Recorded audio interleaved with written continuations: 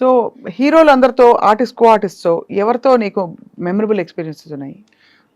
ఆ విషయంలో అయితే జగపతి బాబు గారు మ్మ్. డెఫినెట్గా. ఎందుకంటే ఆయనకి is like my fatherly figure for me definitely. అంటే ఆయన చూపించిన కేర్ కానీ ప్రేమ కానీ ఒక చిన్న సాఫ్ట్ కార్నర్ ఉంటుంది కదా.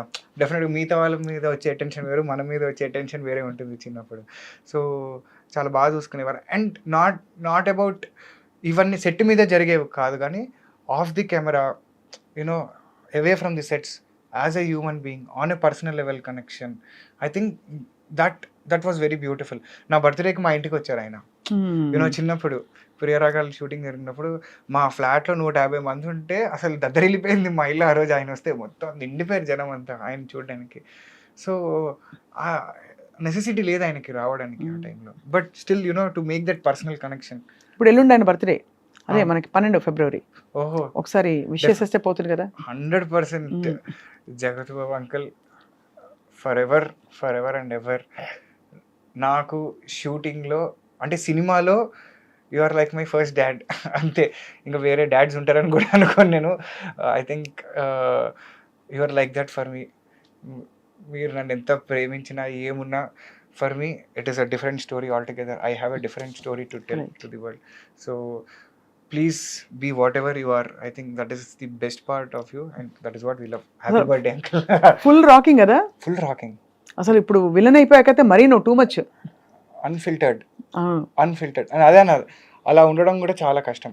ఇందాక నేను అదే 99 మంది ఊసలు ఉంటే somewhere you know there are people 1%, 2% were completely unfiltered. You know అది కూడా ఏంటంటే వాళ్ళు ఇవన్నీ చూసి వచ్చిన తర్వాత అట్లా ఉంటారు ఫైనల్గా. ఓకే ఇది ఇట్లా కాదు ఇది అని చెప్పి. కానీ ఈ యాక్సిడెంట్ అయినప్పుడు తర్వాత ఎవరెవరు from the industry showed that kind of concern and ఒక విధమైన ఆందోళన? చాలామంది చిన్నవాళ్ళ దగ్గర నుంచి పెద్దవాళ్ళ వరకు I think people have been really concerned అండి. నాకు తెలిసిన పరిధిలో ఫస్ట్ దాంట్లో డెఫినెట్గా కిరణ్ అబ్బవరం అన్నకి I think I should really be grateful. ఎందుకంటే తను ఫస్ట్ అట్లా రెస్పాండ్ అయ్యాడు.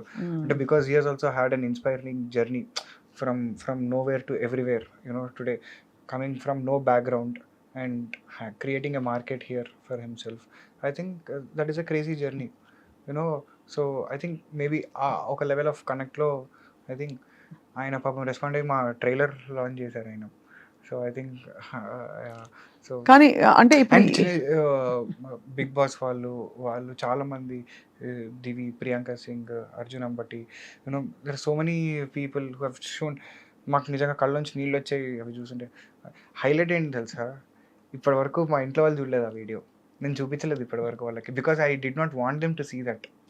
అరే వాళ్ళ అనవసరం చూసి తట్టుకోలేరనే ఇన్ని రోజులు నేను I have never talk to them about it or I have never showed them this footage.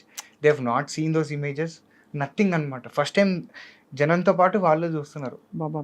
ఎందుకంటే I don't want them to see that angle of my. ఇప్పుడు కూడా ఏంటి అంటే really not keen on you know this over shadowing the film అనమాట. Because for me ఇది okay. అంటే ఇక్కడ ఇది it's not just in the context of accident.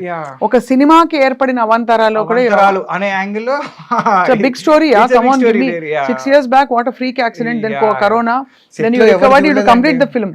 అసలు సెట్ లో ఎవరు చూడలేదు అంటే అలాంటి వాళ్ళ ఒక్కొక్కరికి 20 ఏళ్ళు 25 ఏళ్ళు ఎక్స్పీరియన్స్ ఆ సెట్ లో. ఏంటి క్రెయిన్ డిపార్ట్మెంట్, ఆర్ట్ డిపార్ట్మెంట్ పనిచేసిన ఒక్కొక్కరికి ఏమైంటుంది ఏంటోనండి మరి అసలు ఐ డోంట్ నో.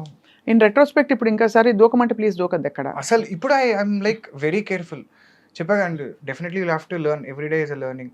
సో కొన్ని దగ్గర అమ్మో దట్ ఎక్స్పీరియన్స్ అయిపోయింది. New experience altogether that I want to watch. జాతకం వేయించారు అమ్మ వాళ్ళు, టిపికలీ ఇలా చేస్తూ ఉంటారు కదా. అవన్నీ ఉంటాయి వాళ్ళవి.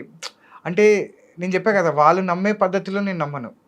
నేను నమ్ముతాను అవి, బట్ ఇట్ ఈస్ ఓన్లీ నా పద్ధతి వేరేలా ఉంటుంది కొంచెం. My ideologies, my basics towards them are little different and maybe I think more practical. So ఇప్పుడు ఇద్దరు హీరోయిన్లతో కదా your role in Nidhrinchu Jahapana. So ఒక నిద్రపోతున్న అబ్బాయి నెలల తరబడి నిద్రపోతే ఏం జరుగుతుందో అదే కదా కథ. అదే కదా, అది నేను చెప్పలేనండి. అంతకంటే నేను చెప్పలేను, నాకు తెలుసు, మొత్తం తెలుసు నాకు, కానీ నేను చెప్పలేను. అంతకంటే నేను చెప్పలేనండి.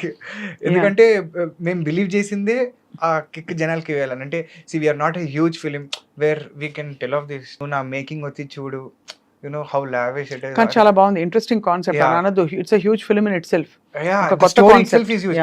అందుకని we want people to watch that hugeness on the screens అన్నమాట, because we have kept it for that. Because అంటే మిగతా ఆస్పెక్ట్స్ లో డెఫినెట్లీ ఇప్పుడు మాకు మేము ఫేస్ చేసిన సిచ్యువేషన్స్కో లేకపోతే జనరల్గా ఇండస్ట్రీలో డెబ్యూ ఫిలిమ్స్కి ఉండే కష్టాలు, for what ever reasons happened, డెఫినెట్గా కొన్ని ఫ్లాస్ ఉంటాయి.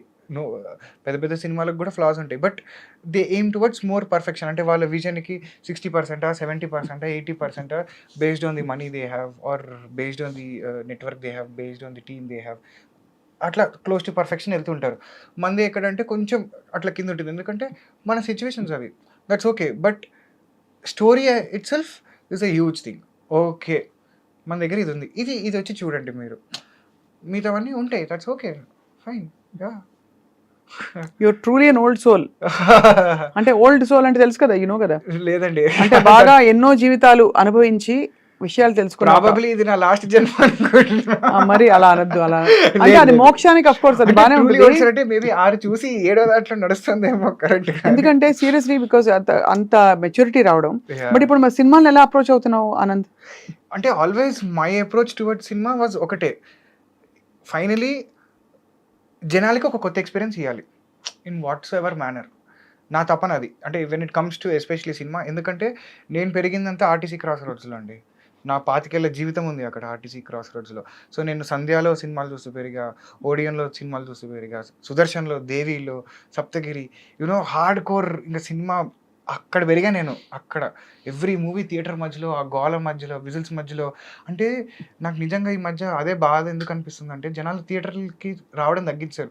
They think watching a movie is టీవీలో 2 బొమ్మలు ఆడుతున్నాయి, లేకపోతే ఒక స్టోరీయో, అది కాదు సినిమా అంటే. సినిమా అంటే అక్కడ ఒక జోక్ వేస్తే నువ్వు ముఖం చూసుకొని నవ్వుకోవడం సినిమా. That experience. ఒక 100 మంది కలిసి ఒక జోక్కి నవ్వుకుంటే అది సినిమా. అక్కడ ఒక రొమాంటిక్ సీను, ఒక లవబుల్ సీను జరిగితే నువ్వు నీ లవర్ ముఖం చూసి అని అనుకోవడం cinema. For me that experience in the theatre, that audio, that visual, ఒక జనాలు రెస్పాన్సు, అది సినిమా నాకు. సో ఫర్ మీ ఆ ఎగ్జైట్మెంట్ జనాలకి ఇవ్వాలి. ఇది కదా జనాలకి కావాల్సింది, ఇట్లాంటిది ఒక సినిమా వస్తే. ఎందుకంటే I love cinema like that. నా జీవితంలో అది ఒక 2 గంటలు అన్నీ మర్చిపోయేలా చేస్తుంది నాకు. ఒక అద్భుతమైన అనుభూతిని ఇస్తుంది. తెగ చూస్తావు సినిమాలు? అన్నీ చూస్తాను. ఏది వస్తే అది అట్లా చూస్తూ ఉండడమే అంతే. అది ఇది అని ఏం లేదు. ఏదో అంటే బికాజ్ నాకు తెలుసు కష్టాలు ఎట్లుంటాయి ఏంటి అని. సో నేను యాక్చువల్గా ఎవరి దాంట్లో కూడా పెద్ద గేమ్ తప్పులు ఎత్తుక్కోను అనమాట. వాడేం మంచి చేసి ఉంటాడు, వాడి దాంట్లో ఏదో ఒకటి ఉంటుంది కదా, వాడిది ఏదో బలం ఉంటుంది, వాడి స్ట్రెంత్ ఏదో ఉంటుంది దాంట్లో.